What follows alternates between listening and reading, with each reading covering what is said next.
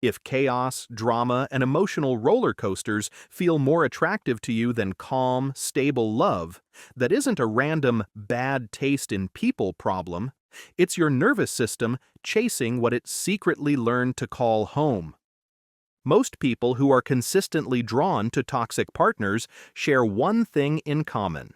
At some point in life, their brain learned to confuse intensity with intimacy and unpredictability with love.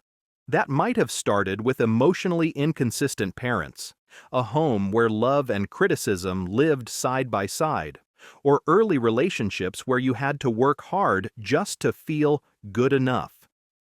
Over time, your mind built a template. Love is something you chase, earn, and anxiously hold on to, not something that feels safe and steady. Here is where it gets disturbing.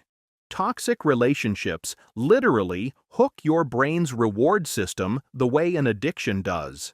In a typical toxic dynamic, you get a mix of affection, attention, and passion, followed by withdrawal, criticism, or coldness. That up and down cycle creates what psychologists call intermittent reinforcement.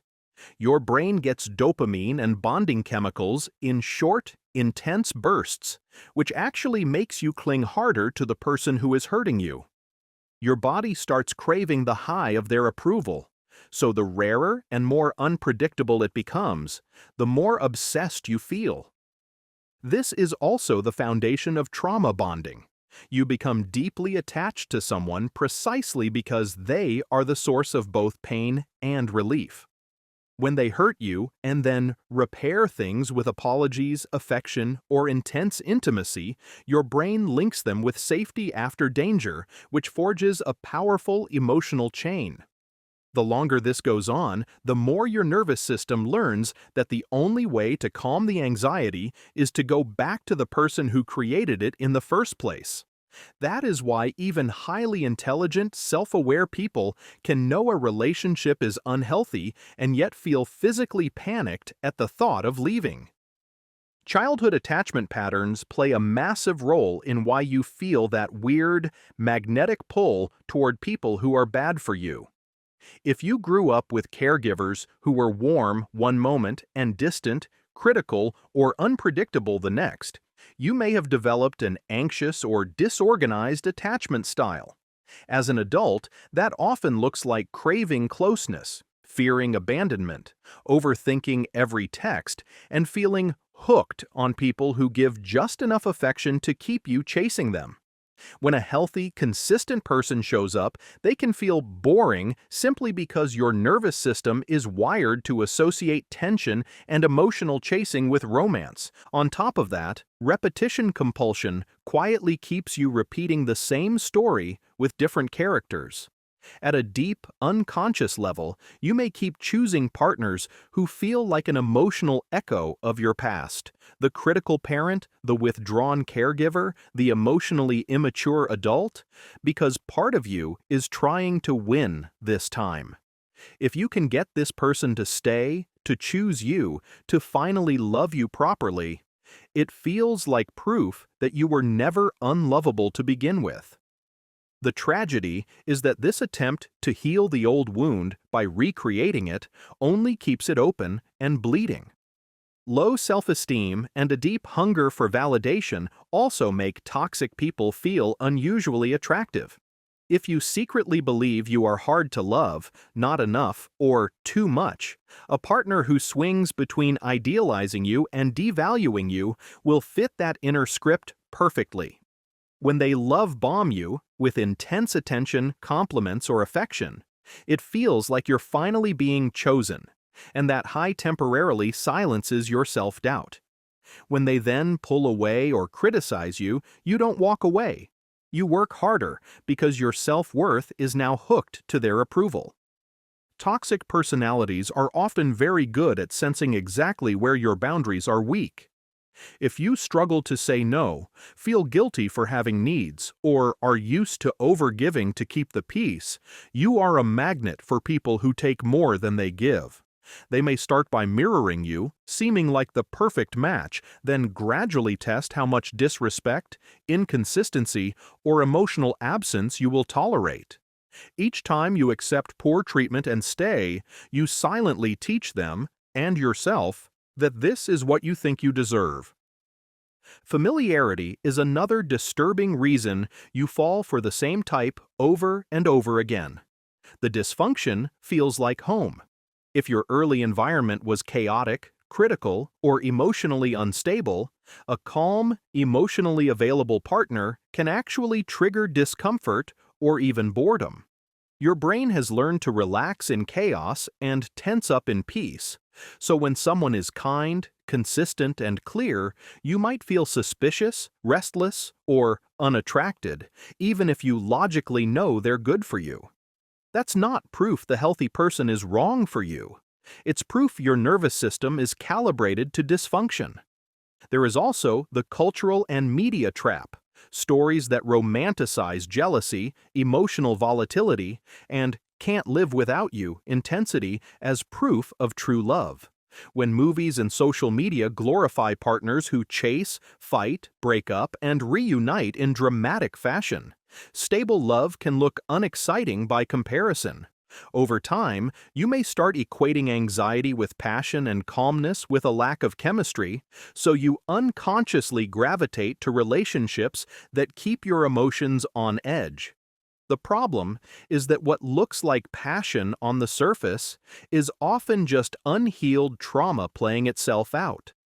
None of this means there is something broken or unfixable about you. It means your emotional blueprint was written in environments that didn't show you what safe love feels like.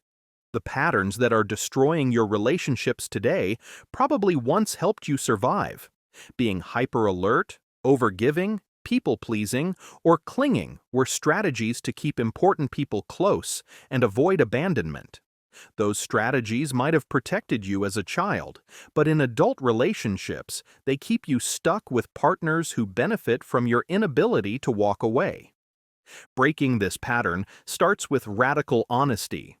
Stop asking, "Why are people so toxic?" and start asking, "What inside me is saying yes to them?" Notice the early signs you usually brush aside: constant blame, subtle put-downs, jealousy framed as caring, inconsistent communication, or feeling anxious more than you feel peaceful. Instead of explaining these behaviors away or blaming yourself, treat them as hard data that this person is not emotionally safe for you. Your body already knows the truth: the knot in your stomach, the overthinking, the relief when they finally text back. Those are not symptoms of love. They are symptoms of survival mode. Healing also means strengthening your boundaries so toxic people stop seeing you as an easy target. That might look like saying no without apologizing, refusing to engage in endless drama, and walking away from anyone who repeatedly disrespects your time, energy, or emotions. In the beginning, setting boundaries can feel selfish, rude, or terrifying, especially if you grew up having your needs ignored or shamed. But over time, it becomes the filter that keeps chaos out of your life. The people who get angry when you start respecting yourself are the exact people your boundaries are meant to remove. Another crucial step is learning to regulate your nervous system, so stability stops feeling like boredom. Practices that help you slow down: therapy, journaling, mindfulness, trauma-informed body work, or simply pausing before reacting, gradually teach your brain that calm is not dangerous. As your baseline anxiety lowers, you become more capable of choosing partners who feel emotionally safe, even if they don't trigger that instant intoxicating rush you use to confuse with love. Real chemistry starts to feel like comfort, consistency, and mutual respect, not adrenaline, panic, and constant second-guessing. Finally, the most powerful shift is changing what you believe you deserve. If deep down you think you are hard to love, you will keep gravitating to people who confirm that belief by mistreating you, abandoning you, or making you beg for crumbs. As you work on your self-worth through therapy, self-reflection, supportive friendships, and small daily acts of self-respect, you start to feel an internal no to dynamics that once felt irresistible. The same behaviors that used to hook you will begin to turn you off because they clash with the new story you are telling yourself about who you are and what you are allowed to have. If you've spent years telling yourself, "I just have bad luck in love," here's the harsh reality. It's not luck, it's wiring. And unless you change that wiring, you'll keep feeling an intense spark with the exact people who will eventually hurt you the most. Your brain and body are not randomly attracted to toxic people. They are following a script that was written long before your last breakup.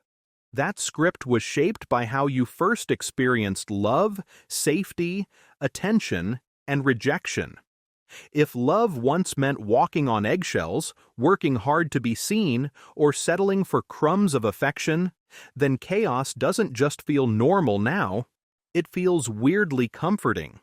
The people who trigger your anxiety the most often feel the most magnetic, not because they're your soulmate, but because they match that old script almost perfectly.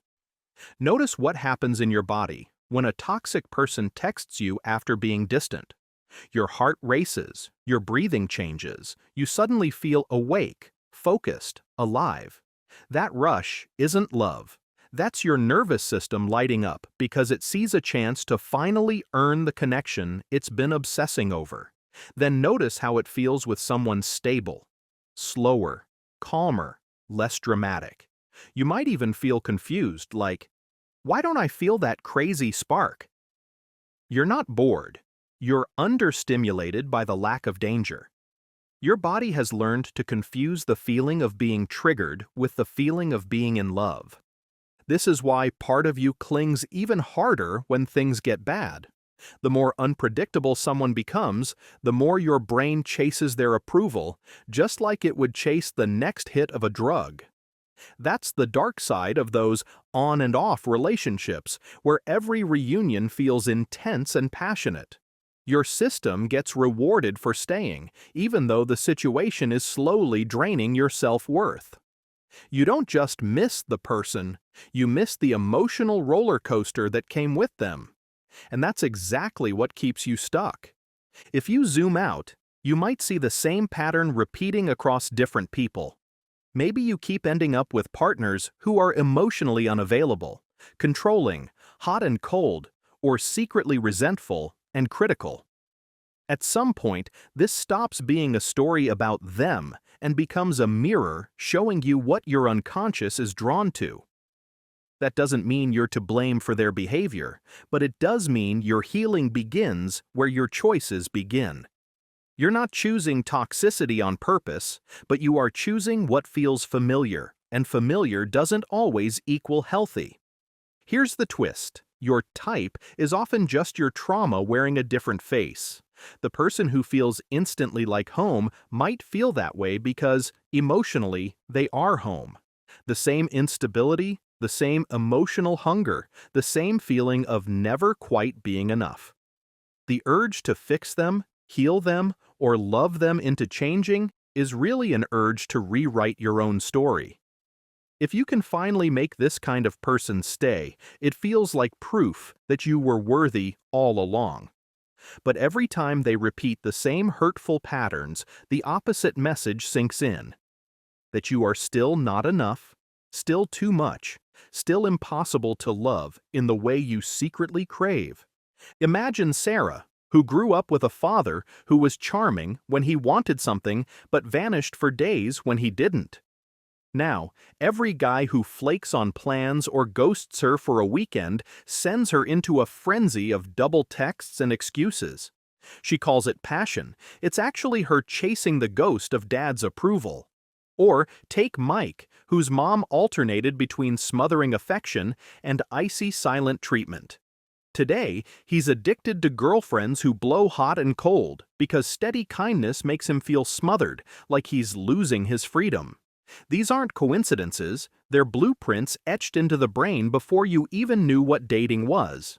To break this cycle, you have to do something that will feel completely wrong at first. You have to stop trusting your chemistry as the ultimate truth. That instant, intoxicating spark you chase? That might be a red flag, not a green light. The discomfort you feel with healthy people? That might be healing beginning, not proof that something is missing. You start by observing your own reactions like a scientist. Why do I feel pulled to the one who confuses me and indifferent to the one who is clear with me? Why do I get restless when someone is consistent but obsessed when someone is distant? Then comes the hard part. Acting against your old programming. That might mean not texting back the ex who only reaches out when they're lonely. It might mean walking away the first time you notice disrespect instead of waiting for proof things are really that bad. It might mean giving a chance, a real, open-hearted chance, to someone who feels emotionally safe, even if there's less drama. At first, this will feel like eating with your non-dominant hand, clumsy, unnatural, uncomfortable. But discomfort is not always danger. Sometimes it is simply your brain learning a new way to be loved. Picture this. You're on a date with someone kind who listens without interrupting, texts when they say they will, and doesn't play games. Your mind whispers, "This is nice, but where's the fire?" That's your old wiring talking. Push through, ask questions, share vulnerably. Let the slow build happen. Meanwhile, when the dramatic one slides into your DMs with that familiar thrill, pause. Ask yourself, does this person add to my life or just fill a void? Does their presence leave me energized or exhausted? The answers will guide you better than any gut feeling ever did. As you do this, you will probably grieve the fantasy more than the person. You'll grieve who you thought they could become, the version of the relationship you played in your head, the future you were secretly begging your efforts to create. That grief is necessary. It's the moment you stop trying to turn poison into medicine. Instead of asking, "How can I make them love me better?" you begin to ask, "Why am I willing to shrink and hurt myself for someone who never really shows up for me?" That question opens a door that toxic people can never walk through with you. Think about the energy you've wasted. Late nights analyzing their silence. Mornings convincing yourself today will be different. Weekends pretending their flakiness is just how they are. Now redirect that energy inward. Build a life so full. Friends who show up, hobbies that light you up, goals that excite you, that no one person's chaos can derail it. Suddenly, the toxic pull weakens because you're no longer empty enough to need their intermittent highs to feel alive. And here's the game changer. Healthy attraction grows. It doesn't explode. Toxic sparks fizzle into pain. Real connections deepen through shared laughter, quiet trust, mutual growth. You won't miss the fireworks once you've felt the warmth of a steady flame. Give yourself permission to rewrite the ending. You deserve love that doesn't make you question your worth every day. The question isn't if you can change, it's when you'll finally decide you're worth the effort. If you found value in this, make sure to like the video so more people stuck in toxic cycles can find it too. Drop a comment sharing which part called you out the most, or what you're going to do differently from today.